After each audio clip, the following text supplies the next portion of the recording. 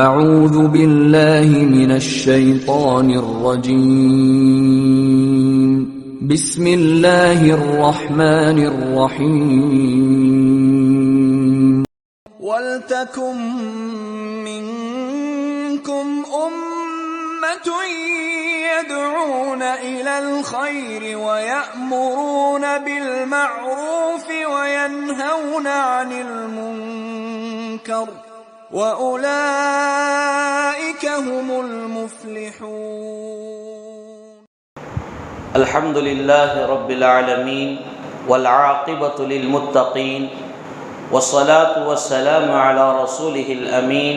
أما بعد، أعوذ بالله من الشيطان الرجيم. بسم الله الرحمن الرحيم.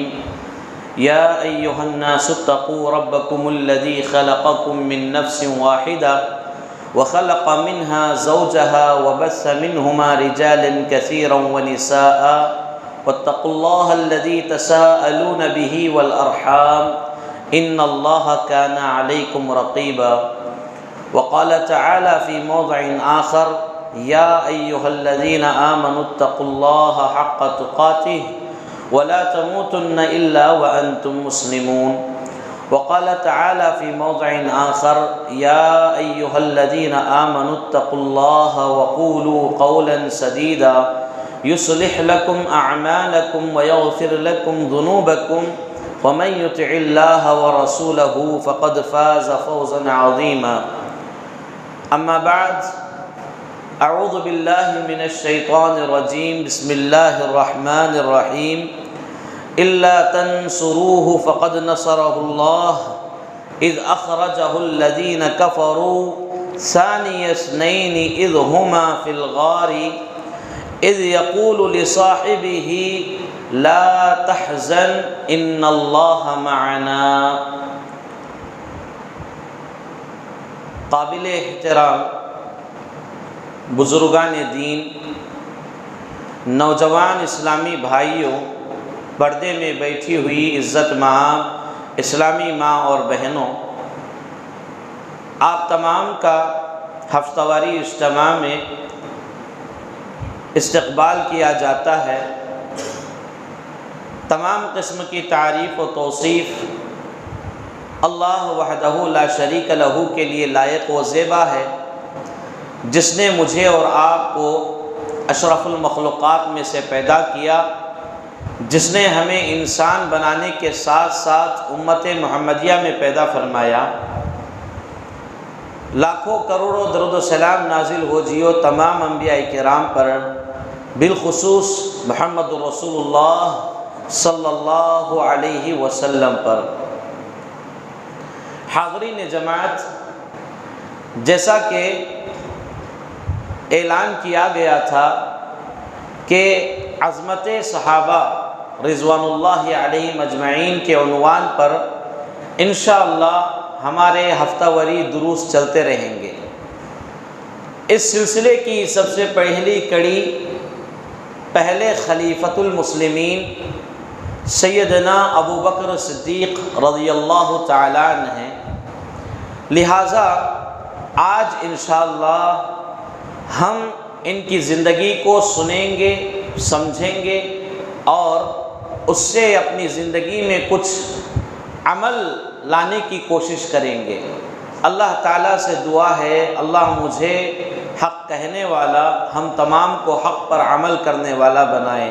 آمین یا رب العالمین. حاضرین جماعت، سب سے پہلی بات یہ جان لینا چاہیے کہ انبیاء کرام کے بعد اس زمین پر سب سے پاکیزہ مقدس جماعت اگر کوئی ہے تو وہ صحابہ کرام کی جماعت ہے. اور صحابہ سے محبت مومنوں کا شعار ہے. صحابہ کرام سے دلی محبت ہونی چاہیے، اور صحابہ کرام سے محبت اسی وقت ہو سکتی ہے جب ان کی زندگی کو ہم پڑھیں گے، سمجھیں گے، سنیں گے. اگر ان کی زندگی ہمیں نہیں معلوم ہے تو صحابہ سے وہ محبت نہیں رہتی جو محبت ہمیں رکھنی چاہیے. ہمارے ذہنوں میں جس صحابی کا زیادہ ذکر ہمیں یاد ہوتا ہے اس صحابی سے حقیقت میں کچھ زیادہ محبت ہماری ہوتی ہے۔ اس کا مطلب یہی ہے کہ صحابہ کی زندگی کو جس طرح ہم سمجھیں گے، جس طرح ہم سنیں گے، جس طرح پڑھیں گے، جس کی جتنی زندگی ہمیں معلوم رہے گی اس حساب سے ہم صحابہ سے محبت کرنے والے رہیں گے۔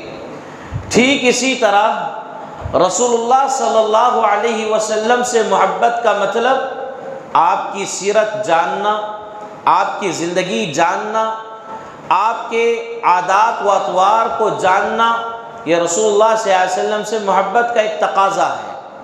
اسی طرح صحابہ کرام رضوان اللہ علیہم اجمعین کی سیرت کو جاننا، ان کی زندگی کو جاننا، ان کے عادات و اطوار کو جاننا اور ان کے دلوں میں ایمان کی جو محبت ہے اس محبت کو جاننا، یہ صحابہ کرام رضوان اللہ علیہم اجمعین سے محبت کا تقاضا ہے۔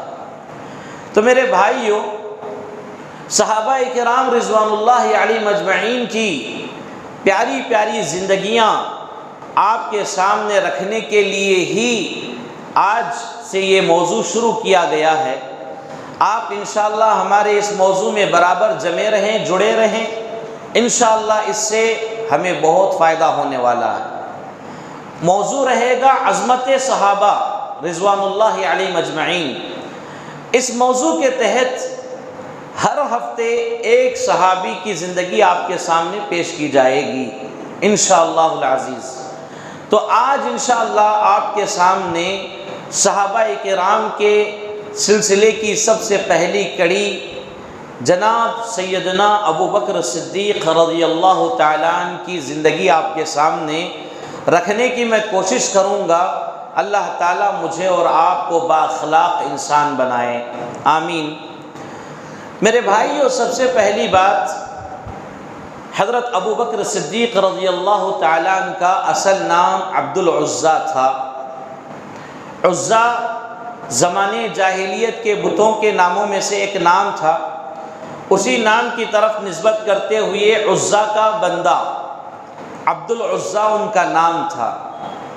لیکن اللہ کے رسول صلی اللہ علیہ وسلم جب اسلام کی دعوت ان تک پہنچائے تو حضرت ابو بکر صدیق رضی اللہ تعالیٰ عنہ کے لیے یہ شرف کی بات ہے کہ مردوں میں سب سے پہلے حضرت ابو بکر صدیق رضی اللہ تعالیٰ عنہ اسلام قبول کیے، سب سے پہلے مردوں میں۔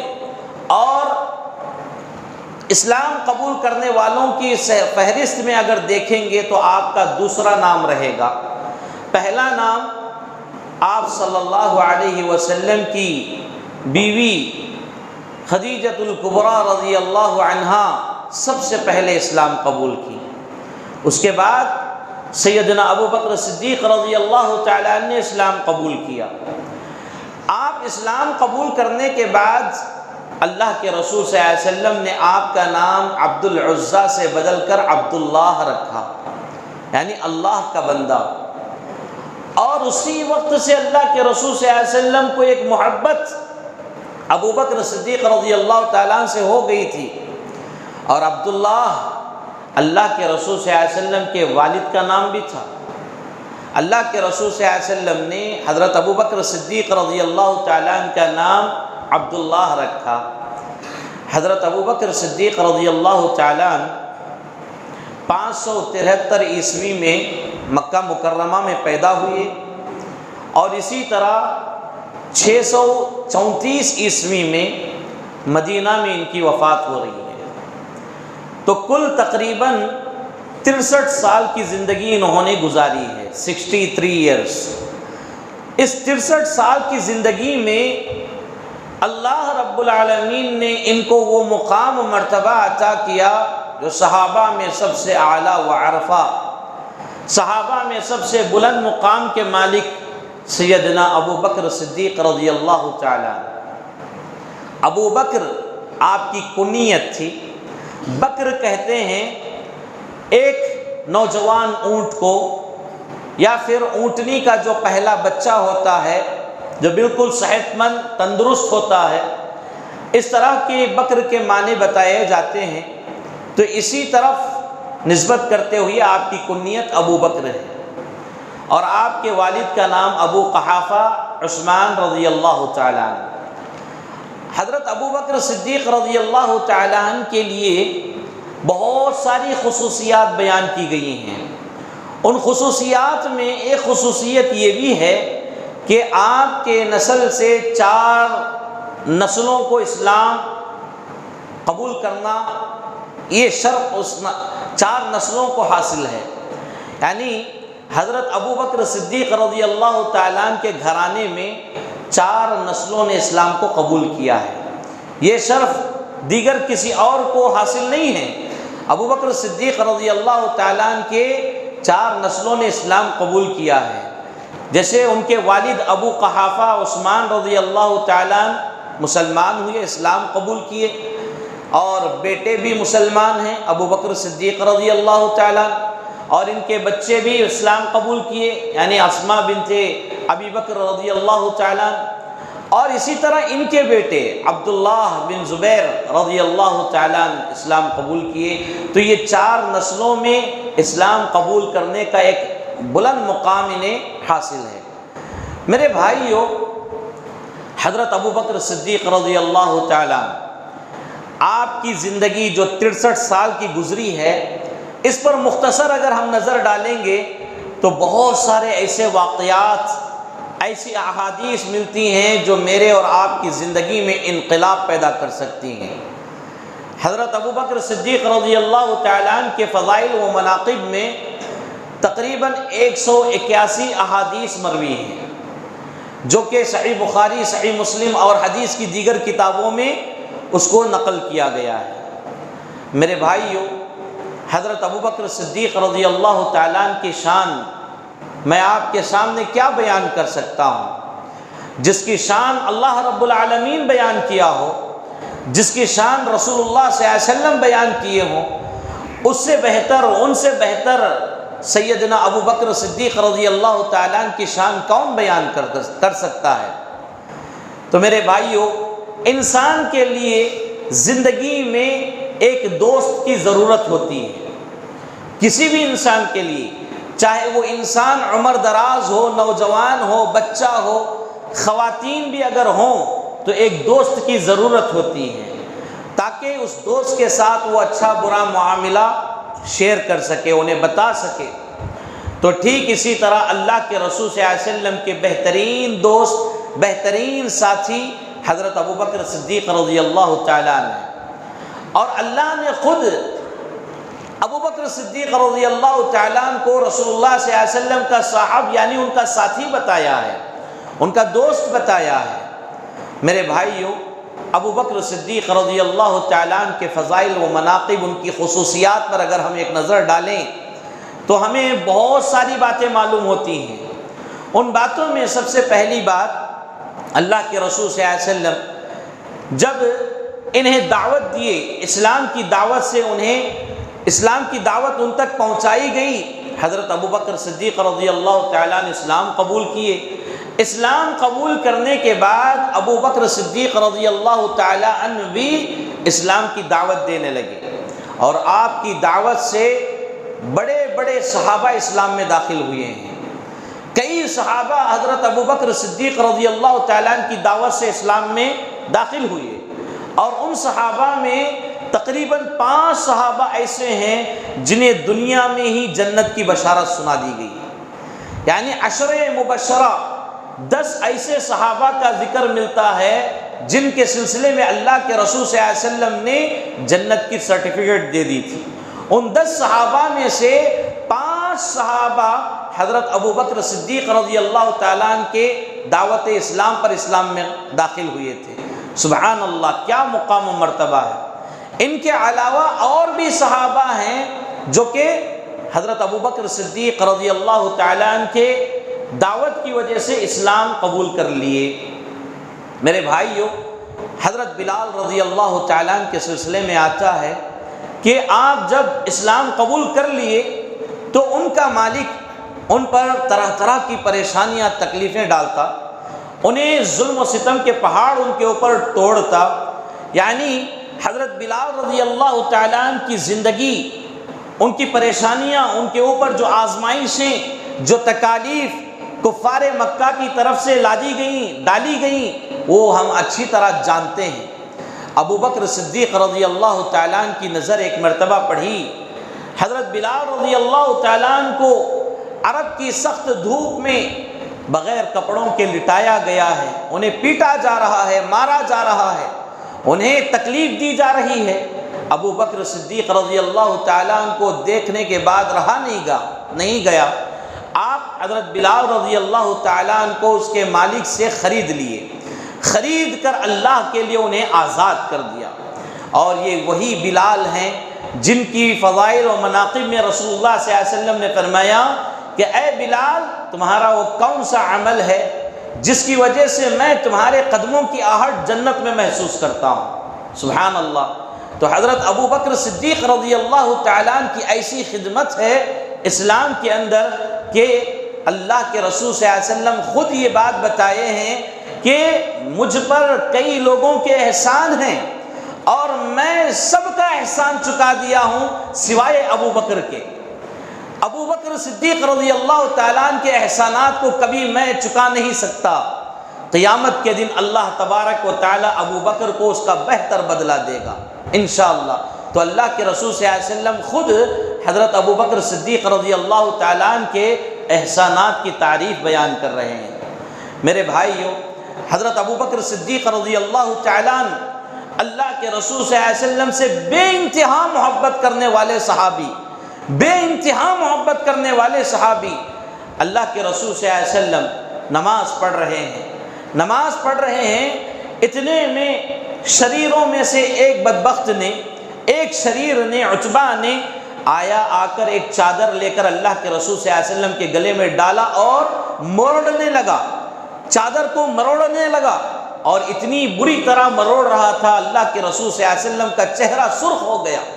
نماز کی حالت میں آپ کے گلے کو پندھا بنا کر وہ تکلیف دینے لگا۔ اتنے میں حضرت ابو بکر صدیق رضی اللہ تعالیٰ عنہ وہاں داخل ہوئے، دیکھا تو اس کی بدماشی کو برداشت نہیں کر سکے، فوراً دوڑتے ہوئے گئے اور اس کو دھکا دیا، اتنا زور سے دھکا دیا کہ وہ جا کر زمین پر گر گیا، اور کفار مکہ سے کہنے لگے کہ اے لوگو، کیا تم اس بندے کو، اس شخص کو قتل کرنا چاہتے ہو جو اللہ رب العالمین کی طرف دعوت دیتا ہے، ایک اللہ کی طرف بلاتا ہے، لوگوں کی نجات کا سوچتا ہے؟ تو اللہ کے رسول صلی اللہ علیہ وسلم کے یہ پیارے صحابی کا اس عمل دیکھنے کے بعد کفار مکہ جو وہاں موجود تھے وہ سارے کے سارے آئے، اللہ کے رسول صلی اللہ علیہ وسلم کو چھوڑ دیے اور ابو بکر صدیق رضی اللہ تعالیٰ عنہ کو اتنی بری طرح پیٹا کہ وہ بے ہوش ہو گئے میرے بھائیوں۔ پھر اس کے بعد ایک کپڑا، ایک چادر لائی گئی اور ابو بکر صدیق رضی اللہ تعالیٰ عنہ کے رشتہ دار انہیں اس چادر میں لٹا کر انہیں ان کے مکان کی طرف لے کر آئے۔ جب ہوش سنبھالے، ہوش آیا تو اٹھنے کے بعد، آنکھیں کھولنے کے بعد ابو بکر صدیق رضی اللہ تعالیٰ عنہ کا سب سے پہلا سوال یہ تھا کہ میرے نبی محمد صلی اللہ علیہ وسلم کیسے ہیں؟ سبحان اللہ۔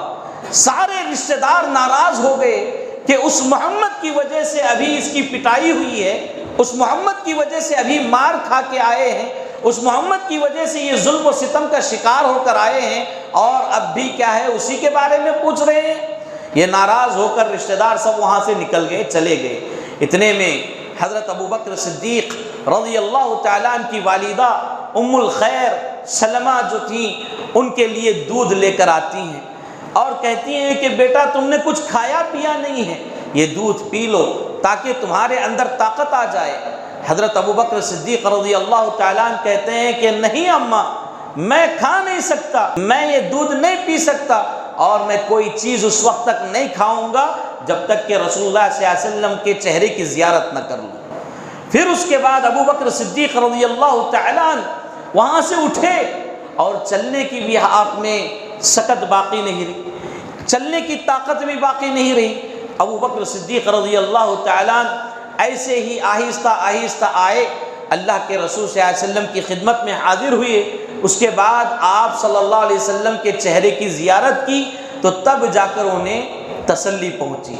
تو یہ ابو بکر صدیق رضی اللہ تعالیٰ عنہ ہیں، آپ کے چہیتے دوست، پیارے دوست۔ میرے بھائیوں، ہر مشکل میں حضرت ابو بکر صدیق رضی اللہ تعالیٰ عنہ اللہ کے رسول صلی اللہ علیہ وسلم کا ساتھ دیے ہیں۔ ایسے ہی میرے بھائیوں، جب ہجرت کا موقع آیا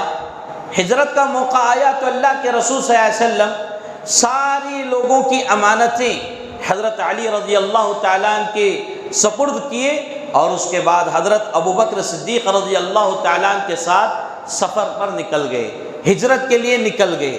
تو میرے بھائیوں، یہاں پر بعض لوگ غلط فہمی کا شکار ہو گئے ہیں، وہ یہ ہے کہ امانتیں اللہ کے رسول صلی اللہ علیہ وسلم نے حضرت علی کو سونپی تھیں، اس کا مطلب حضرت علی رضی اللہ تعالیٰ عنہ ابو بکر صدیق رضی اللہ تعالیٰ عنہ سے بھی زیادہ قریب تھے اللہ کے رسول صلی اللہ علیہ وسلم کے۔ تو اللہ کے رسول صلی اللہ علیہ وسلم کے بعد پہلے خلیفہ حضرت علی بننا تھا، لیکن ابو بکر نے ان کے ساتھ غداری کی اور وہ عہدہ چھین کر وہ خود پہلے خلیفہ بن گئے۔ اس طرح کی باتیں لوگوں کے ذہنوں میں پھیل رہی ہیں۔ اللہ تعالیٰ ایسی باتوں سے میری اور آپ کی حفاظت فرمائے۔ یہ غلط بیانی ہے، غلط فہمی ہے۔ اگر یہی بات دیکھی جائے تو امانتیں تو حضرت علی رضی اللہ تعالیٰ عنہ کے پاس تھیں، لیکن سب سے اہم چیز جو نبوت کی امانت ہے وہ کس کے ساتھ تھی؟ حضرت ابو بکر صدیق رضی اللہ تعالیٰ عنہ کے ساتھ۔ نبوت کی امانت کیا ہے؟ محمد رسول اللہ صلی اللہ علیہ وسلم ہے، اور محمد رسول اللہ صلی اللہ علیہ وسلم ابو بکر صدیق رضی اللہ تعالیٰ عنہ کے ساتھ ہیں، اور ان کے ساتھ ہجرت کے لیے آگے بڑھ گئے ہیں۔ تو پیچھے دشمن آپ کا تعاقب کرتے ہوئے آپ کے پیچھے پیچھے جا رہے ہیں۔ غار ثور میں آپ جا کر وہاں قیام کیے، اللہ کے رسول صلی اللہ علیہ وسلم کے لیے اس غار میں بھی حضرت ابو بکر صدیق رضی اللہ تعالیٰ عنہ ان کے رہن سہن کا انتظام کر رہے ہیں۔ اس غار میں بھی یہ کوشش کر رہے ہیں کہ کہیں میرے نبی کو کوئی تکلیف دہ چیز، یعنی کوئی چیز تکلیف نہ پہنچائے۔ غار کی صفائی کر رہے ہیں، غار کو بالکل درست کر رہے ہیں، وہاں کا کچرا وغیرہ صاف کر رہے ہیں، اور غار کے سوراخ جو بھی ہیں سارے سوراخوں کو اپنا کپڑا پھاڑتے اور ان سوراخوں کو بند کر دیتے، یہاں تک کہ ایک سوراخ باقی رہ گیا تھا، اس میں اپنا پیر ڈال دیا، اپنا پیر ڈال کر اللہ کے رسول صلی اللہ علیہ وسلم کی حفاظت کرنے لگے۔ اتنے میں ایک موذی جانور نے ان کے پیر کو ڈس لیا، بعض نے بچھو بتایا، بعض نے سانپ بتایا، الغرض ایک موذی زہریلے جانور نے ان کو ڈس لیا۔ تو اس کے بعد آپ کے گود میں اللہ کے رسول صلی اللہ علیہ وسلم اپنا سر مبارک رکھ کر لیٹے ہوئے ہیں۔ جانور کے ڈسنے پر حضرت ابو بکر صدیق رضی اللہ تعالیٰ عنہ کو بے انتہا تکلیف ہو رہی ہے، لیکن حرکت کریں گے تو اللہ کے رسول صلی اللہ علیہ وسلم کی نیند میں خلل ہو جائے گا۔ یہ محبت میرے بھائیوں اللہ کے رسول صلی اللہ علیہ وسلم سے، اور اس تکلیف کو برداشت کرتے ہوئے ابو بکر صدیق رضی اللہ تعالیٰ عنہ اپنے آپ کو سنبھال رہے ہیں۔ آخر کار چہرے سے آنسو، پسینہ اللہ کے رسول صلی اللہ علیہ وسلم کے چہرے پر پڑ گیا۔ اتنے میں اللہ کے رسول صلی اللہ علیہ وسلم بیدار ہو گئے۔ پوچھنے پر فرمایا کہ کسی جانور نے ڈس لیا ہے، تکلیف کے مارے بہت پریشان ہوں۔ اللہ کے رسول صلی اللہ علیہ وسلم اپنے دوست کو تکلیف میں دیکھتے تو کیسے خاموش رہتے؟ اللہ کے رسول صلی اللہ علیہ وسلم فوراً اپنا لعاب مبارک یعنی اپنا تھوک نکالے اور اس جگہ پر لگا دیے جس جگہ جانور نے ڈستا تھا۔ تو اللہ کے رسول صلی اللہ علیہ وسلم کے لعاب کی یہ برکت تھی کہ آپ کو فوراً تکلیف کم ہو گئی، وہ تکلیف ختم ہو گئی میرے بھائیوں۔ تو میرے بھائیوں، حضرت ابو بکر صدیق رضی اللہ تعالیٰ عنہ کے یہ مشہور واقعات ہیں جو ہم سے گزر رہے ہیں۔ اب یہاں دیکھیے حضرت ابو بکر صدیق رضی اللہ تعالیٰ عنہ کے بہت سارے فضائل و مناقب ذکر کیے گئے ہیں۔ مردوں میں سب سے پہلے اسلام قبول کرنے والے کون ہیں؟ حضرت ابو بکر صدیق رضی اللہ تعالیٰ عنہ ہیں۔ قریش کے ظلم و ستم کو سہنے والے صحابی حضرت ابو بکر صدیق رضی اللہ تعالیٰ عنہ ہیں۔ اسلام کے لیے جان و مال کی قربانی لٹانے والے صحابی حضرت ابو بکر صدیق رضی اللہ تعالیٰ عنہ ہیں۔ ہجرت کے سفر میں اللہ کے رسول صلی اللہ علیہ وسلم کے ساتھ بہترین ساتھی، بہترین دوست بننے والے کون ہیں؟ حضرت ابو بکر صدیق رضی اللہ تعالیٰ عنہ ہیں۔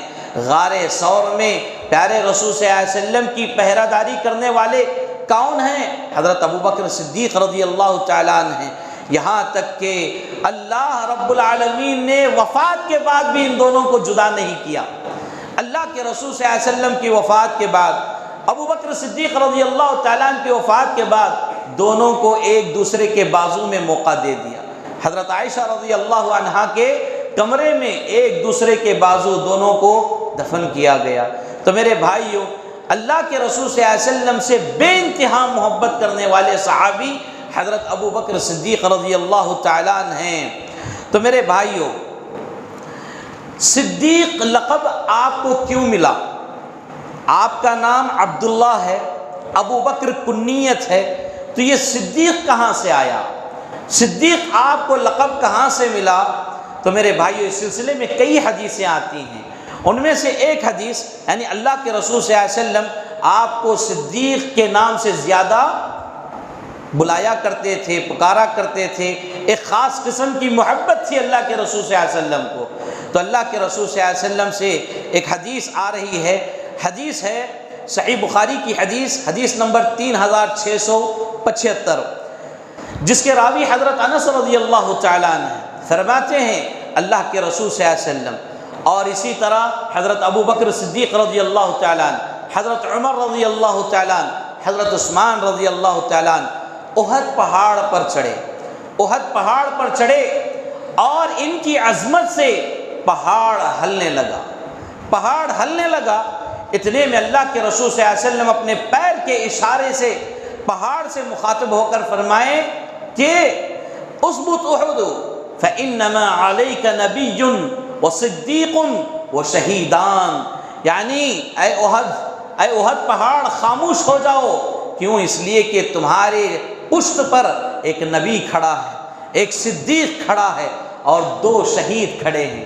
اللہ اکبر۔ اللہ کے رسول صلی اللہ علیہ وسلم کا یہ جملہ سن کر وہ پہاڑ اپنی حرکت سے باز آ گیا، وہ چٹان اپنی حرکت سے باز آ گئی۔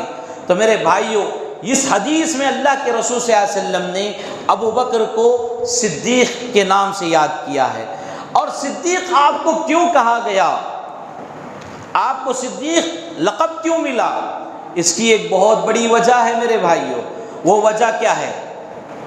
وہ وجہ حدیث میں بتائی جا رہی ہے، مستدرک حاکم کی حدیث ہے، کتاب معرفت الصحابہ میں حدیث نمبر 4407۔ اس حدیث میں معراج کا سفر ذکر کیا گیا ہے، تفصیلی حدیث ہے، بہت لمبی حدیث ہے۔ یعنی معراج کا سفر، اللہ کے رسول صلی اللہ علیہ وسلم مکہ مکرمہ سے بیت المقدس کی طرف لائے گئے، پھر وہاں سے آسمانوں کی طرف لے جائے گئے، پھر سفر معراج ہوا، پھر واپسی ہوئی، پھر وہاں سے اللہ کے رسول صلی اللہ علیہ وسلم مکہ لوٹے۔ جب یہ بات اللہ کے رسول صلی اللہ علیہ وسلم لوگوں میں بتائے تو کفار مکہ آپ کا مذاق اڑانے لگے، کفار مکہ آپ کا مذاق اڑانے لگے۔ مذاق کس بات پر اڑا رہے تھے؟ مورخین نے لکھا ہے میرے بھائیوں، مکہ سے بیت المقدس یعنی فلسطین کی طرف جانے کے لیے اگر سواری پر سوار ہو کر جائیں تو تقریباً 40 سے 50 دن کا سفر طے کرنا پڑتا، اور اسی طرح اگر پیدل جایا جائے یعنی بغیر سواری کے اگر آدمی پیدل نکلے تو تقریباً 6 مہینے کا سفر ہو جاتا۔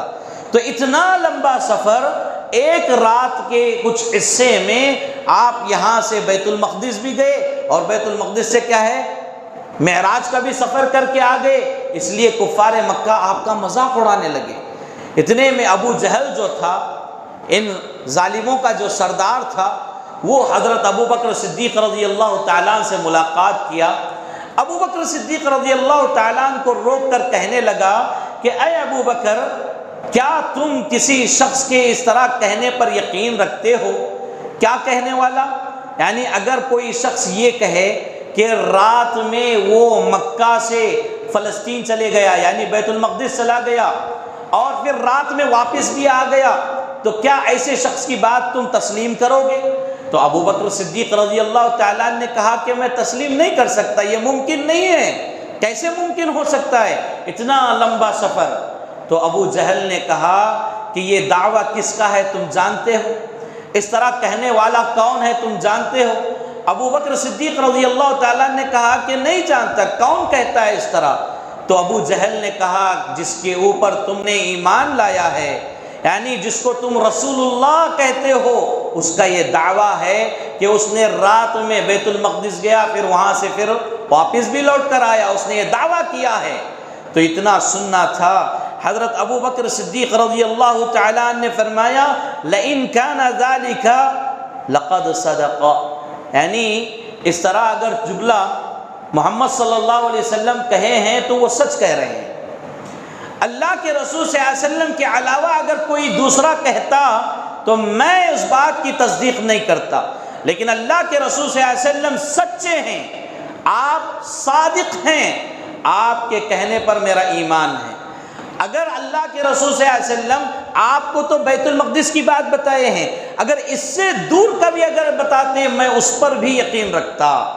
کیوں؟ اس لیے کہ چند منٹوں میں، چند لمحوں میں آسمان سے آپ کے لیے وحی نازل ہوتی، اور آسمان سے فرشتہ وحی لے کر آتا، پیغام سناتا، وحی نازل کر کے چلا جاتا۔ جب یہ بات آپ کے لیے ممکن ہے تو ایک رات میں یہ سفر کیوں ممکن نہیں ہے؟ تو اللہ کے رسول صلی اللہ علیہ وسلم کی اس بات کو سب سے پہلے کس نے تصدیق کی؟ حضرت ابو بکر صدیق رضی اللہ تعالیٰ عنہ نے۔ آپ کے اس تصدیق کرنے کی وجہ سے آپ کو یہ خطاب ملا، یہ لقب ملا۔ اللہ کے رسول صلی اللہ علیہ وسلم آپ کو صدیق کہہ کر مخاطب کیا کرتے تھے۔ تو میرے بھائیو، حضرت ابو بکر صدیق رضی اللہ تعالیٰ عنہ، ان کے فضائل و مناقب میں ایک بات یہ بھی ملتی ہے کہ صحابہ اکرام رضوان اللہ علیہم اجمعین جب بھی حضرت ابو بکر صدیق رضی اللہ تعالیٰ عنہ کو دیکھتے تو رشک کرتے تھے۔ رشک کرنا کہتے ہیں کہ میں بھی ویسا ہو جاؤں، میرے اندر بھی وہ کمالات آ جائے، میرے اندر بھی وہ خوبیاں پیدا ہو جائیں۔ اسلام میں رشک کرنا جائز ہے، حسد کرنا جائز نہیں ہے۔ حسد کس کو کہتے ہیں؟ کسی خوشحال آدمی کو دیکھنے کے بعد یہ دل میں خواہش کرنا کہ اس کی خوشحالی برباد ہو جائے اور وہ خوشحالی مجھے نصیب ہو، یہ حسد ہے۔ یعنی آدمی اپنا فائدہ سوچتے ہوئے سامنے والے کا نقصان سوچے تو یہ حسد ہے میرے بھائیوں۔ اسلام نے اس کو کیا ہے؟ منع کیا ہے، جائز قرار نہیں دیا ہے، لیکن رشک کرنا جائز ہے۔ رشک کہتے ہیں کسی بندے کے اندر خوبی دیکھے، وہ خوبی میرے اندر بھی آ جائے، اس طرح کی کوئی حرص کرتے ہیں، خواہش کرتے ہیں، تو یہ رشک کرنا ہے۔ تو صحابہ اکرام رضوان اللہ علیہم اجمعین ابو بکر صدیق رضی اللہ تعالیٰ عنہ کو دیکھتے تو رشک فرماتے، رشک کیا کرتے کہ میں بھی ان کی طرح ہوتا تو کتنا اچھا ہوتا، کاش میں ان جیسا ہوتا تو کتنا اچھا ہوتا۔ اور صحابہ اکرام رضوان اللہ علیہم اجمعین جتنی محبت اللہ کے رسول صلی اللہ علیہ وسلم سے کرتے تھے، اکثر صحابہ حضرت ابو بکر و عمر رضی اللہ عنہما سے بھی محبت کیا کرتے تھے۔ کیوں؟ اس لیے کہ اللہ کے رسول صلی اللہ علیہ وسلم اکثر جگہوں پر جب کبھی بھی کوئی واقعہ ذکر کرتے یا کچھ بات بتاتے تو اپنے ساتھ ان دو صحابہ کا نام خاص ذکر کرتے تھے۔ اور اللہ کے رسول صلی اللہ علیہ وسلم کے یہ خاص یعنی قریبی 4 صحابہ ہیں، جن میں سے 2 آپ کے سسر ہیں، خسر ہیں، اور 2 آپ کے داماد ہیں۔ حضرت ابو بکر صدیق رضی اللہ تعالیٰ عنہ اور حضرت عمر رضی اللہ تعالیٰ عنہ یہ رشتے میں آپ کے سسر بھی ہیں، یعنی آپ کے خسر بھی ہیں، اور اسی طرح حضرت عثمان رضی اللہ تعالیٰ عنہ، حضرت علی رضی اللہ تعالیٰ عنہ، یہ 2 رشتے میں آپ کے داماد ہیں۔ تو یہ 4 صحابہ اللہ کے رسول صلی اللہ علیہ وسلم کے بالکل قریبی صحابہ تھے۔ تو میرے بھائیوں، حضرت ابو بکر صدیق رضی اللہ تعالیٰ عنہ کے مناقب میں ایک بات یہ بھی آتی ہے کہ صحابہ ان سے محبت کرتے تھے، اور محبت کرتے ہی نہیں بلکہ یہ خواہش کرتے تھے کہ میں قیامت کے دن اللہ کے رسول صلی اللہ علیہ وسلم اور ابو بکر و عمر کے ساتھ رہوں۔ سبحان اللہ، مجھے اور آپ کو بھی ایسی خواہش کرنا چاہیے، یعنی میں اور آپ ایسی خواہش اپنے اندر پیدا کرنا چاہیے میرے بھائیوں کہ ہم اللہ کے رسول صلی اللہ علیہ وسلم کے ساتھ قیامت کے دن رہیں، اور صحابہ ابو بکر، عمر، عثمان، علی، دیگر صحابہ کے ساتھ ہمارا شمار ہو، یہ خواہش ہمارے دلوں میں آنی چاہیے میرے بھائیوں۔ حضرت انس بن مالک رضی اللہ تعالیٰ عنہ فرماتے ہیں، صحیح مسلم کی حدیث ہے، کتاب البر والصلہ، حدیث نمبر 2639 کہ اللہ کے رسول صلی اللہ علیہ وسلم کی خدمت میں ایک شخص آیا اور اللہ کے رسول صلی اللہ علیہ وسلم سے سوال کرنے لگا کہ متی الساعہ، اے اللہ کے رسول صلی اللہ علیہ وسلم قیامت کب آئے گی؟ اللہ کے رسول صلی اللہ علیہ وسلم اس بندے کے سوال پر اس سے ایک اور سوال کرنے لگے کہ تم قیامت کے لیے کیا تیاری کر کے رکھے ہو؟ یہ جو سوال کر رہے ہو، یعنی قیامت کب آئے گی، یہ جو سوال تم کر رہے ہو، اس کے لیے تیاری کیا کیے ہو؟ اس کے لیے کچھ کوشش کیے ہو؟ اس کے لیے کچھ فکر کیے ہو؟ اللہ کے رسول صلی اللہ علیہ وسلم اس آدمی سے سوال کر رہے ہیں۔ تو اس آدمی نے جواب دیا کہ میں قیامت کی تیاری اتنی کیا ہے کہ اللہ اور اس کے رسول صلی اللہ علیہ وسلم کی محبت اپنے دل میں رکھا ہے، اللہ اور اس کے رسول صلی اللہ علیہ وسلم کی محبت میرے دل میں ہے۔ تو اللہ کے رسول صلی اللہ علیہ وسلم نے فرمایا کہ فَإِنَّكَ مَا مَنْ أَحْبَبْتَ، یعنی جو تو جس سے محبت کرتا ہے قیامت کے دن تو اسی کے ساتھ رہے گا۔ اس کا کیا مطلب ہے؟ اگر میرے دل میں اللہ اور رسول اللہ صلی اللہ علیہ وسلم کی محبت ہے تو قیامت کے دن اللہ ہم ان کے ساتھ ہی رکھے گا۔ تو یہ جملہ حضرت انس رضی اللہ تعالیٰ عنہ سننے کے بعد انہوں نے یہ خواہش کی اور یہ بات اپنی طرف سے بیان کیا کہ جب سے میں نے اسلام قبول کیا،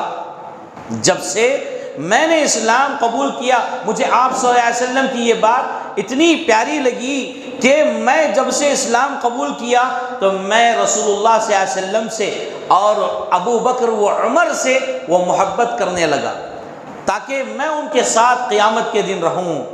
تو یہ حضرت انس رضی اللہ تعالیٰ عنہ کی خواہش میرے بھائیوں، تو ایسی خواہش میری اور آپ کی ہونی چاہیے کہ ہم اللہ کے رسول صلی اللہ علیہ وسلم کے ساتھ، صحابہ کے ساتھ، شہداء کے ساتھ قیامت کے دن جمع کیے جائیں۔ اللہ تعالیٰ مجھے اور آپ کو وہ مبارک گھڑی عطا فرمائے، آمین یا رب العالمین۔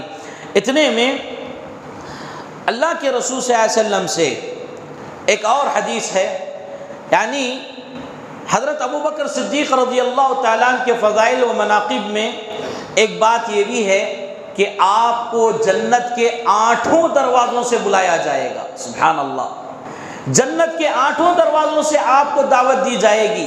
اللہ کے رسول صلی اللہ علیہ وسلم صحابہ کے درمیان بیٹھ کر انہیں کچھ چند باتوں کی تعلیم دے رہے تھے، اور ان میں سے یہ باتیں تھیں کہ جو شخص نماز کا پابند ہے اس کو نماز کے دروازے سے بلایا جائے گا، اور جو شخص روزوں کا پابند ہے اس کو روزے داروں کے دروازے سے بلایا جائے گا، اور جو شخص جو نیکی کرنے والا ہے اس کے لیے جو خاص دروازہ ہے اس دروازے سے بلایا جائے گا۔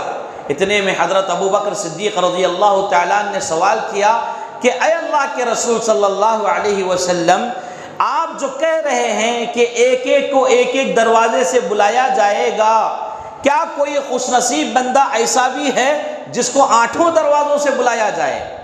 کیا کوئی ایسے بھی لوگ ہیں جن کو کیا ہے سارے دروازوں سے بلایا جائے؟ یہ بخاری شریف کی حدیث ہے میرے بھائیوں، کتاب الصوم کی حدیث نمبر 1857۔ تو میرے بھائیو، اس حدیث میں اللہ کے رسول صلی اللہ علیہ وسلم نے ابو بکر صدیق رضی اللہ تعالیٰ عنہ کے سوال پر جواب دیا۔ کیا سوال تھا میرے بھائیو؟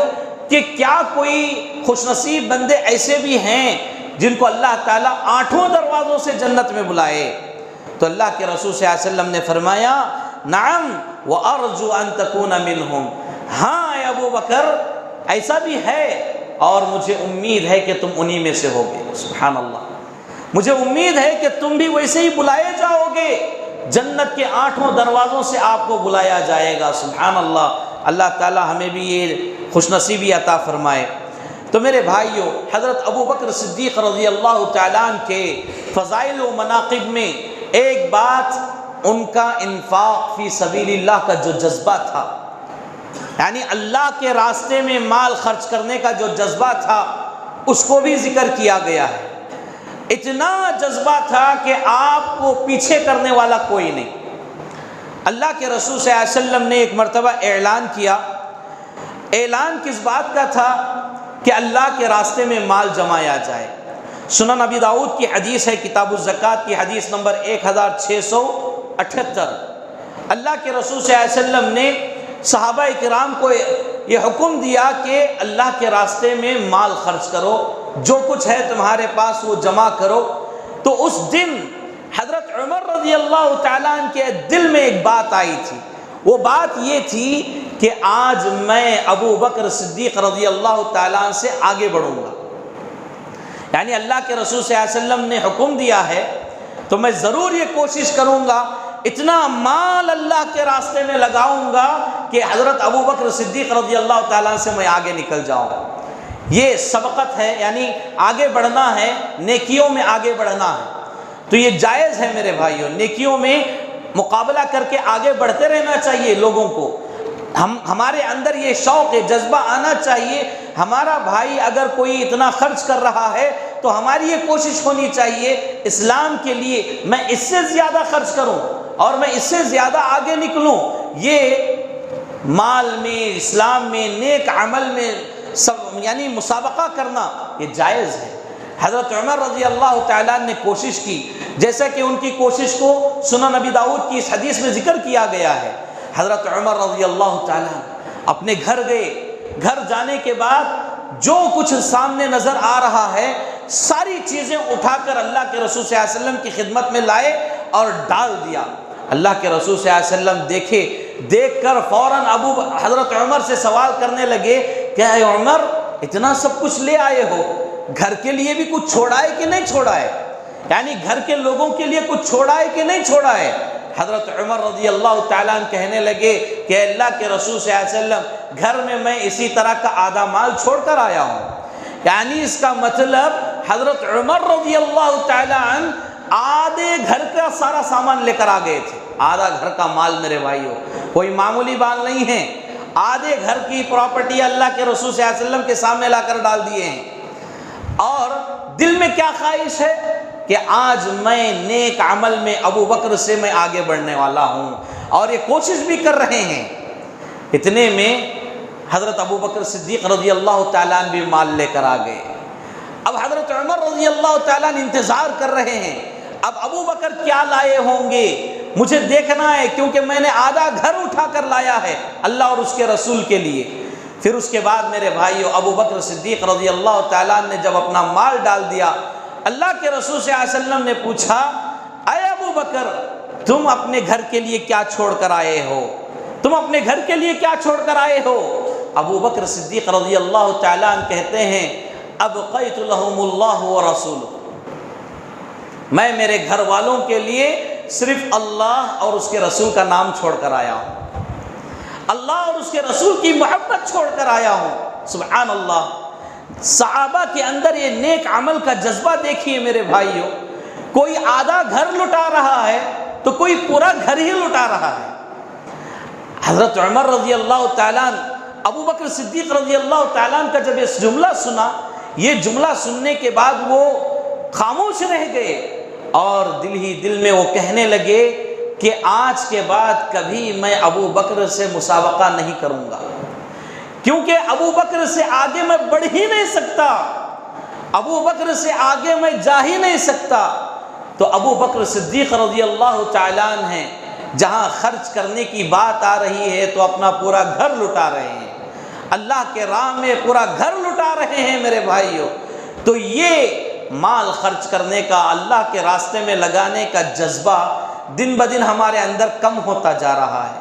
صحابہ کی زندگی سنیں گے، پڑھیں گے، اس پر غور کریں گے تو اس طرح کی باتیں ہمیں معلوم ہوں گی، اور اللہ کے راستے میں خرچ کرنے کا جذبہ ہمارے اندر پھر سے پیدا ہو سکتا ہے۔ لہذا میرے بھائیوں، جہاں کہیں بھی اللہ کی خدمت کی، اللہ کے رسول کی خدمت کی بات آئے، اسلام کی خدمت کی بات آ جائے، آگے پیچھے کچھ مت سوچو، آگے بڑھ جاؤ۔ صحابہ کرام میں ایسی بہت مثالیں ملتی ہیں بے انتہا، یعنی اتنی مثالیں، اتنے واقعات کہ ہم اس کو بیان کرنے سے قاصر ہیں، اتنے واقعات ملتے ہیں میرے بھائیوں۔ ابو بکر صدیق رضی اللہ تعالیٰ عنہ کے فضائل و مناقب میں ایک بات یہ بھی ہے کہ اللہ کے رسول صلی اللہ علیہ وسلم کے سامنے جب اتنا مال لا کر ڈال دیے ہیں تو یہ ایک مرتبہ کا معاملہ نہیں ہے، کئی مرتبہ حضرت ابو بکر صدیق رضی اللہ تعالیٰ عنہ نے اس طرح کی قربانیاں اسلام کے لیے لگا چکے تھے۔ اللہ کے رسول صلی اللہ علیہ وسلم آپ کی اس خدمت کو دیکھ کر اللہ کے رسول صلی اللہ علیہ وسلم فرمایا کہ ابو بکر کے مال سے جتنا فائدہ اسلام میں ہوا ہے کسی اور کے مال سے نہیں ہوا ہے۔ اتنا مال، اتنی قربانیاں ابو بکر صدیق رضی اللہ تعالیٰ عنہ کی طرف سے ہوئی ہیں۔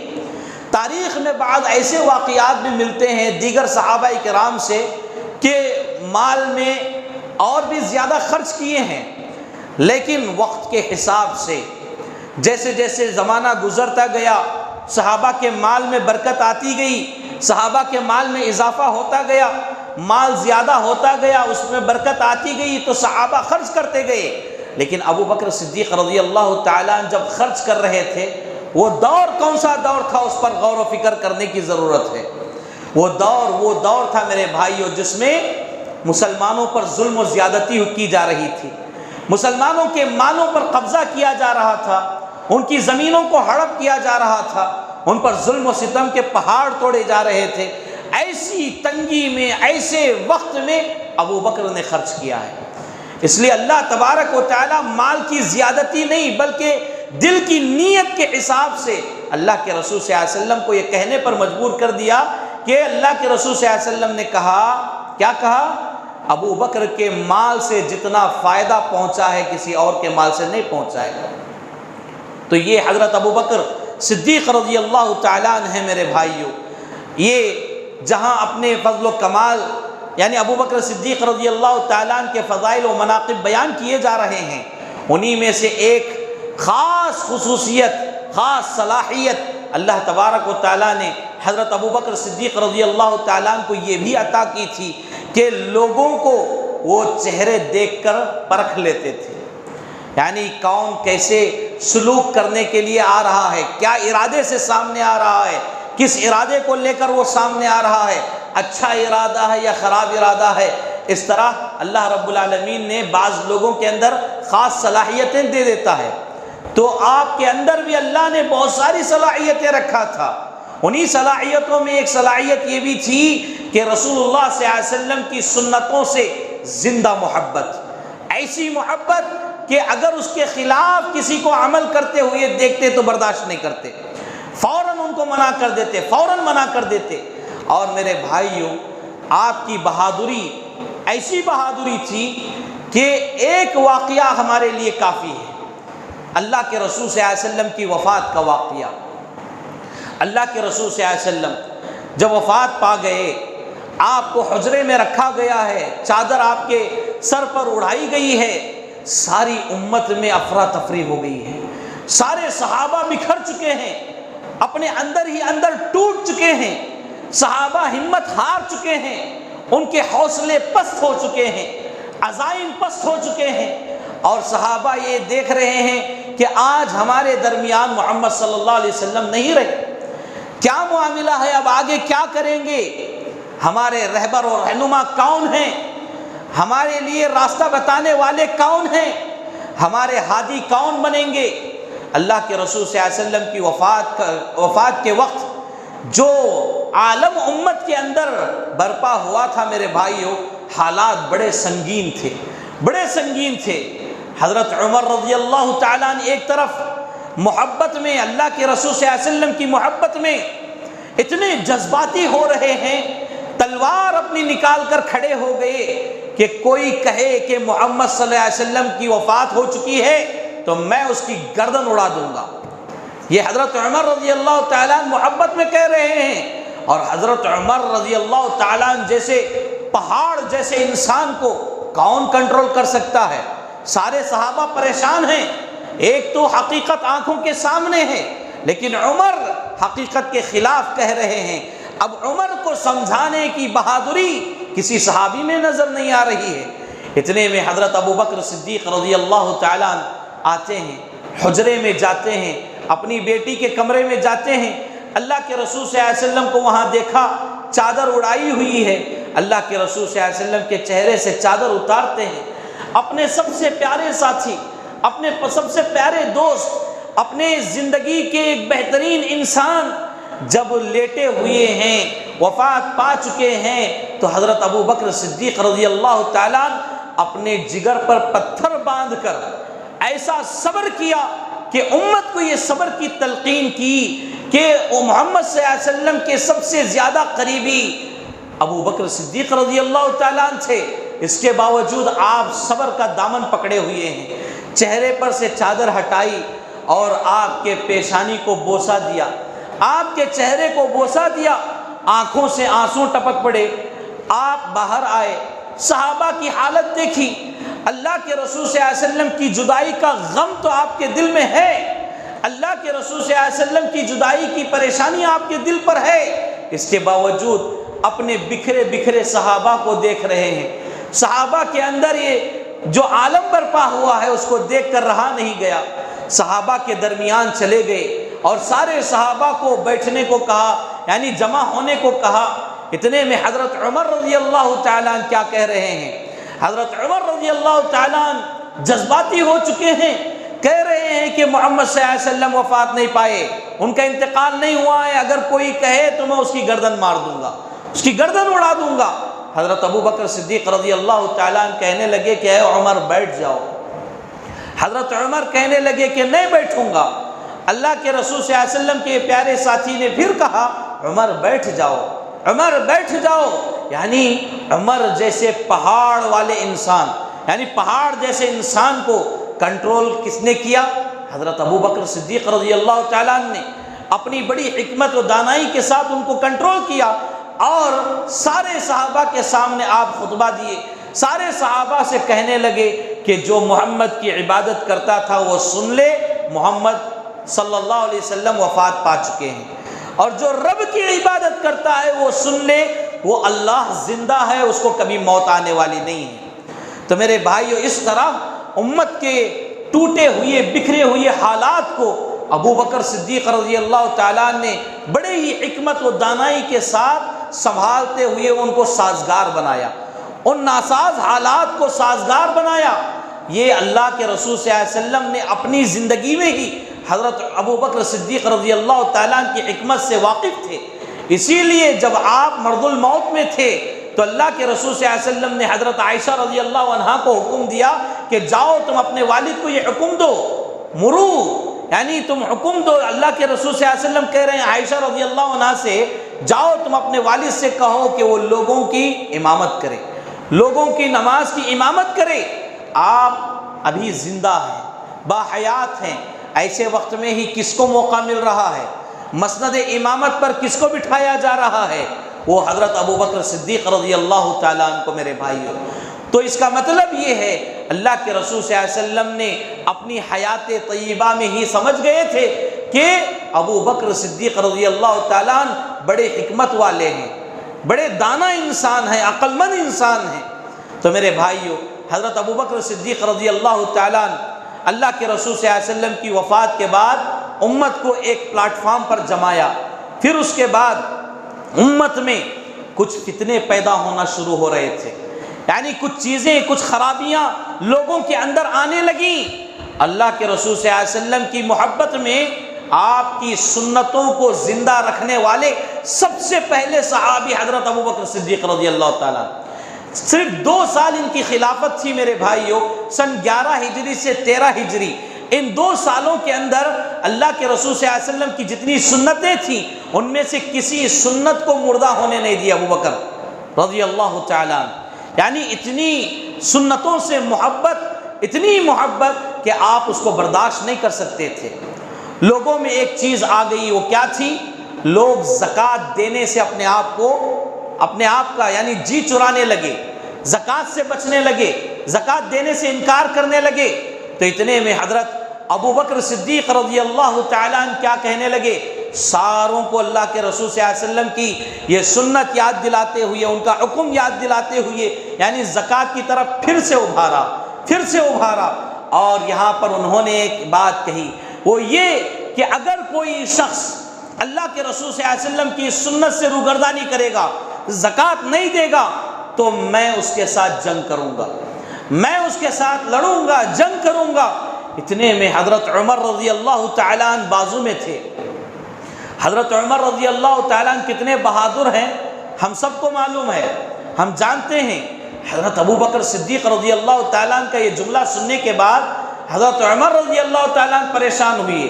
پریشان کس بات سے ہوئے کہ اللہ کے رسول صلی اللہ علیہ وسلم اب ہمارے درمیان نہیں ہیں، اب لوگ ٹوٹ رہے ہیں، بکھر رہے ہیں۔ ایسے وقت میں ابو بکر صدیق رضی اللہ تعالیٰ عنہ اتنا سخت جملہ کہہ رہے ہیں زکوٰۃ کے مسئلے میں، تو ایسا بھی ہو سکتا ہے کہ صحابہ اختلاف کا شکار ہو جائیں اور آپس میں کیا ہے دور ہو جائیں، اختلاف بڑھ کر ٹوٹنے لگے۔ اس غرض سے وہ پریشان ہوتے ہوئے حضرت عمر رضی اللہ تعالیٰ عنہ حضرت ابو بکر صدیق رضی اللہ تعالیٰ عنہ کو بطور نصیحت ایک بات کہی کہ اے خلیفۃ المسلمین، لوگوں پر تھوڑا رحم کیجئے، لوگوں پر تھوڑا رحم کیجئے، یعنی اتنی سختی لوگوں پر نہ کریں بلکہ ان کے ساتھ تھوڑا رحم و کرم کا معاملہ فرمائیے۔ حضرت عمر رضی اللہ تعالیٰ عنہ کی یہ نصیحت سننے کے بعد حضرت ابو بکر صدیق رضی اللہ تعالیٰ عنہ ان کا چہرہ دیکھتے ہوئے ان سے کہنے لگے، اجبار فی الجاہلیہ وقوار فی الاسلام، اے زمانے جاہلیت کے بہادر انسان، اسلام میں آنے کے بعد بزدلی کی بات کرتا ہے۔ اللہ اکبر، کس سے کہہ رہے ہیں؟ حضرت عمر رضی اللہ تعالیٰ عنہ سے۔ حضرت عمر رضی اللہ تعالیٰ عنہ کے سامنے دوسرے صحابہ کچھ کہنے سے ڈرتے تھے، یعنی عمر ایسی شخصیت ہے جس کے باتوں پر اللہ نے آیتیں نازل کیا ہے، عمر ایسی باتیں کرتا ہے گویا کہ وہ قرآن میں نازل ہونے والی باتیں، تو صحابہ ڈرتے تھے حضرت عمر رضی اللہ تعالیٰ عنہ سے بات کرنے۔ تو اب عمر رضی اللہ تعالیٰ عنہ ابو بکر کو نصیحت کر رہے ہیں کہ اے خلیفۃ المسلمین، لوگوں کے ساتھ تھوڑا معاملہ نرم کیجئے، سختی سے پیش نہ آئیں۔ اتنے میں وہ کیا کہہ رہے ہیں؟ زمانے جاہلیت میں بہادر تھے تم، جبار فی الجاہلیہ وقوار فی الاسلام، اے زمانے جاہلیت میں بہادری بتانے والے، اسلام میں بزدلی کی بات کیوں کرتے ہو؟ کتنا سخت جملہ ہے آپ جانتے ہیں۔ حضرت عمر رضی اللہ تعالیٰ عنہ خاموش رہ گئے آپ کا یہ جملہ سننے کے بعد۔ میرے بھائیوں، سن 13 ہجری میں اللہ کے رسول صلی اللہ علیہ وسلم کی یہ پیارے ساتھی حضرت ابو بکر صدیق رضی اللہ تعالیٰ عنہ مدینہ میں وفات پا گئے۔ آپ وفات پانے کے بعد انہوں نے جانے سے پہلے حضرت عمر رضی اللہ تعالیٰ عنہ کو اپنا جانشین بنایا، اور حضرت عمر رضی اللہ تعالیٰ عنہ کی آپ سے خاص محبت تھی۔ آپ گزر جانے کے بعد حضرت عمر رضی اللہ تعالیٰ عنہ آپ کی یاد میں، آپ کی محبت میں روتے ہوئے کہا کہ کاش ابو بکر کے لیے جو نیکیاں تھیں، یعنی ابو بکر کے فضائل و مناقب میں ایک دن ایک رات جو ان کو ملی ہے، وہ ایک دن ایک رات کاش مجھے مل جاتی۔ سبحان اللہ، یعنی آپ کی محبت میں روتے ہوئے ابو عمر رضی اللہ تعالیٰ عنہ اس طرح کہہ رہے ہیں۔ وہ ایک دن ایک رات کون سی ہے میرے بھائیوں؟ ایک رات سے مراد غار ثور میں اللہ کے رسول صلی اللہ علیہ وسلم کے لیے آپ اپنی جان کی بازی لگا کر آپ کا جو پہرا دیا تھا، حضرت عمر رضی اللہ تعالیٰ عنہ کہتے ہیں کاش وہ رات مجھے مل جاتی۔ اور دن سے مراد مانعین زکوٰۃ کا مسئلہ، یعنی زکوٰۃ سے لوگ روگردانی کر رہے تھے، تو حضرت ابو بکر صدیق رضی اللہ تعالیٰ عنہ نے ان کو ڈراتے ہوئے، سنتوں کی طرف دعوت دیتے ہوئے، دھمکاتے ہوئے جنگ کی بات کی تھی، تو لوگوں نے پھر سے زکوٰۃ دینا شروع کیا تھا، اور اس کا بڑا فائدہ بھی ہوا بعد میں۔ تو اللہ کے رسول صلی اللہ علیہ وسلم، اور اسی طرح ایک اسامہ، جیش اسامہ کا ایک واقعہ ہے۔ اسامہ رضی اللہ تعالیٰ عنہ کو اللہ کے رسول صلی اللہ علیہ وسلم نے ایک لشکر کا کمانڈر بنا کر بھیجنے کی بات ہوئی تھی۔ اتنے میں اللہ کے رسول صلی اللہ علیہ وسلم بیمار ہو گئے اور اسی طرح اسی علالت میں وفات پا گئے۔ تو حضرت عمر رضی اللہ تعالیٰ عنہ اور دیگر صحابہ نے حضرت ابو بکر صدیق رضی اللہ تعالیٰ عنہ سے کہا کہ بھائی اب تو دیکھیے، آپ تھوڑا خیال کیجئے، اس لشکر میں جو اسامہ ہیں جن کو فوج کا رہبر بنایا گیا ہے، ان کی عمر بالکل چھوٹی ہے، تقریباً 18-19 سال کے حضرت اسامہ رضی اللہ تعالیٰ عنہ تھے۔ دیکھیے 18-19 سال کے نوجوان فوج کے کمانڈر ہیں یہاں پر۔ ہمارے نوجوان کیا کر رہے ہیں 18-19 سال کی عمر میں؟ تو ہمارے گھروں میں کہتے ہیں ابھی ہمارا بچہ چھوٹا ہے، ہمارا بچہ چھوٹا ہے۔ وہ اتنی چھوٹی سوچ اس کی بنا دیتے ہیں کہ وہ بچہ 30 سال کا ہونے کے باوجود ابھی 12 سال کی فکر میں ہی رہتا ہے۔ تو میرے بھائیوں دیکھیے حضرت اسامہ رضی اللہ تعالیٰ عنہ 18 سال کے بچے، نوجوان، بالکل نوجوان، تو اس جیش کے، اس لشکر کے آپ کیا ہے رہبر بنائے گئے تھے۔ حضرت ابوبکر نے کہا کہ نہیں، اللہ کے رسول صلی اللہ علیہ وسلم بہتر فیصلہ کرنے والے، آپ نے اسامہ کا نام تجویز کر دیا تو میں کون ہوتا ہوں اللہ کے رسول صلی اللہ علیہ وسلم کے فیصلے میں تبدیلی کرنے والا۔ تو انہوں نے کیا ہے اسامہ رضی اللہ عنہ کے سلسلے میں یعنی ان کے ساتھ ہی لشکر کو روانہ کیا۔ تو حضرت عمر رضی اللہ تعالیٰ عنہ کا اشارہ اسی طرف تھا کہ وہ ایک دن میری زندگی میں مجھے مل جاتا اور غار ثور کی رات جو ہے وہ ایک رات مجھے مل جاتی تو بہت بہتر رہتا، بہت اچھا ہوتا۔ تو میرے بھائیوں یہ حضرت ابوبکر صدیق رضی اللہ تعالیٰ عنہ کے حالات زندگی ہیں، ان کے فضائل و مناقب ہیں۔ اتنے جلیل القدر صحابی، اللہ کے رسول صلی اللہ علیہ وسلم کے پیارے ساتھی، پیارے دوست، آپ کے خسر، آپ کے جان کی حفاظت کرنے والے بہترین سپاہی، آپ کے یعنی قریبی انسان، اتنے سارے فضائل و مناقب ہونے کے باوجود آج امت مسلمہ کا ایک بہت بڑا طبقہ حضرت ابوبکر صدیق رضی اللہ تعالیٰ عنہ جیسے یعنی ان کی عظمت میں، ان کی شان میں گستاخی کرتا ہے۔ کتنی غلط بات ہے میرے بھائیوں۔ رسول اللہ صلی اللہ علیہ وسلم کے دین کو ہم فالو کرتے ہوئے، کلمے کا اقرار کرتے ہوئے، اللہ اور رسول اللہ صلی اللہ علیہ وسلم پر ایمان رکھتے ہوئے اس طرح کے جلیل القدر صحابہ کی ہم توہین کرتے ہیں، ان کی تذلیل کرتے ہیں۔ شیعہ ہے، خوارج ہے، روافظ ہے، یہ ایسے لوگ ہیں جو اسلام سے نکل چکے ہیں، خارج ہو چکے ہیں۔ یہ لوگ حضرت ابوبکر صدیق رضی اللہ تعالیٰ عنہ کی شان میں آج بھی گستاخیاں کرتے ہیں، آج بھی گستاخیاں کرتے ہیں۔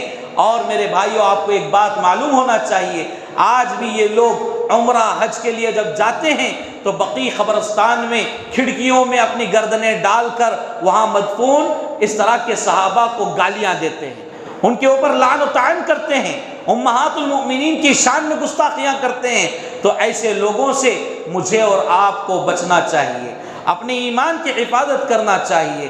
یہ لوگ ہر جگہ پھیلے ہوئے ہیں اور اپنا جال بچھا رہے ہیں تاکہ توحید کے بیٹوں کو اپنی طرف کھینچے اور وہ بھی صحابہ کی شان میں گستاخی کرنے والے ہو جائیں۔ ان کا ہدف ہی یہ ہے، ان کا مشن ہی یہ ہے کہ صحابہ کی شان میں گستاخی کی جائے، ابوبکر کی شان میں گستاخی کی جائے، عمر کی شان میں گستاخی کی جائے، عثمان کی شان میں گستاخی کی جائے، حضرت عائشہ کی شان میں گستاخی کی جائے۔ اس طرح میرے بھائیوں صحابہ و صحابیات کی شان میں گستاخی کرتے ہوئے ان پر بے انتہا بے جا لعن و طعن کرتے رہتے ہیں۔ اللہ کے رسول صلی اللہ علیہ وسلم فرماتے ہیں لا تسبوا اصحابی، میرے صحابہ کو گالی مت دو۔ جو شخص صحابہ کو گالی دیتا ہے، اس کے دل سے ان کی قدر و منزلت نکال دیتا ہے، تو ایسا شخص اسلام میں نہیں رہے گا، اسلام سے وہ خارج ہو جائے گا، وہ مسلمان نہیں رہے گا میرے بھائیوں۔ تو الغرض یہ حضرت ابوبکر صدیق رضی اللہ تعالیٰ عنہ کے فضائل و مناقب ہیں۔ اللہ رب العالمین سے دعا ہے اللہ تبارک و تعالیٰ مجھے اور آپ کو جو کچھ باتیں ابھی ہم سنے ہیں ان باتوں پر عمل کرتے ہوئے ہماری زندگی کو بھی ویسے ہی بنانے کی کوشش کرنے کی اللہ مجھے اور آپ کو توفیق عطا فرمائے۔ اللہ تبارک و تعالی ہمارے اندر جو بھی خامیاں ہیں، جو بھی برائیاں ہیں، جو بھی غلطیاں ہیں، اللہ انہیں معاف فرمائے، اللہ انہیں درگزر فرمائے۔